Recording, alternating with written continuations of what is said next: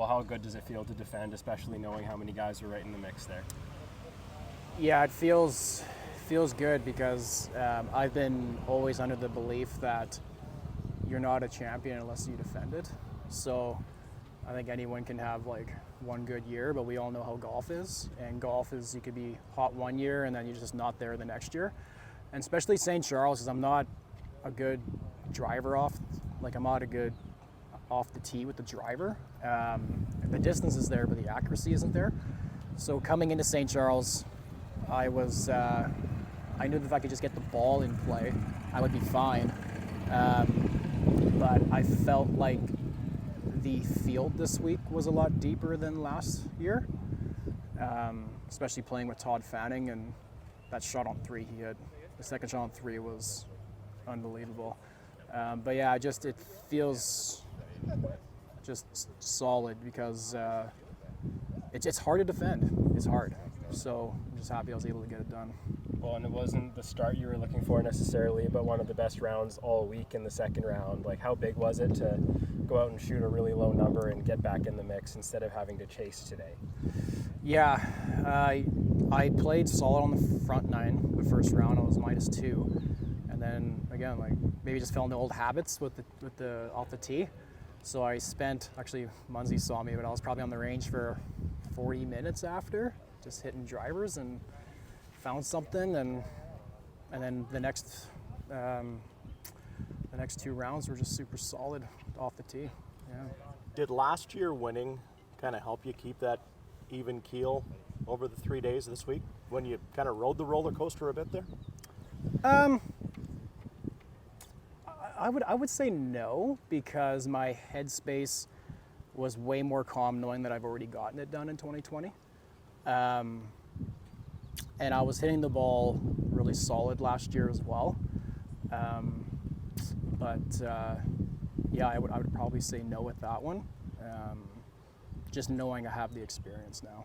That's what I leveraged today. Thoughts on the golf course? Obviously it's been redone. It's young, but boy, fantastic conditions. Unbelievable. We don't play on a lot of courses that have like bunkers with lips that are 270 carry. So there's some of these bunkers that are designed in very good spots. Like I think they might have not have put that much work into it, but those bunkers are perfect. I used to just rip driver down there, and I just laid up every time now. So designs are great, and I'm really looking forward to seeing the Westline when they're done. Yeah. You mentioned not really following the leaderboard, just playing your own game, sticking to yourself and not getting caught up in it. So you wouldn't maybe have noticed quite how big the shot was on 17, but were you trying to get a little aggressive there at that flag and make one? I was hemming and hawing because I had about, pin was 200, and I had 7 because it was downwind, and it's so humid, the ball's going like a club and a half farther. So I'm like, it's probably a 6, but I'm like, all you have to do is carry that bunker. The bunker's like 185, and it's downwind. And the wind calmed down, so I grabbed my 6, and then the wind picked up, and I went back to the 7, and I just hit it right in the middle of the green, and the wind just started pushing it, and I knew it was good as soon as the club came off the club face. Like the ball didn't even reach the apex, and I just already gave the club to my caddy and just stuffed it to 4 feet. And I didn't know where I was. I just knew that if I just kept hitting the ball like that I'd be fine. And that's exactly what I did last year. Didn't even look at the leaderboard. Just while you were doing that, there was a bogey on 18 that gave you a 2-shot cushion, and it felt, so you didn't even check on 18 fairway when you hit that conservative wedge? I did. Okay. I did. I didn't on 18 because we didn't know what was going on. Yeah. But it's a driver all day. Yeah. So it doesn't change that shot. Yeah. And then my caddy said, you got a 2-shot lead. And I told him, I said, I don't want to know where I'm at till 16.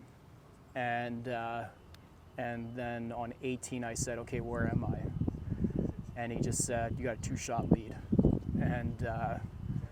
And the second shot on 18, it wasn't easy. Like I had a limb in my way, and I had to just like basically hit a stinger.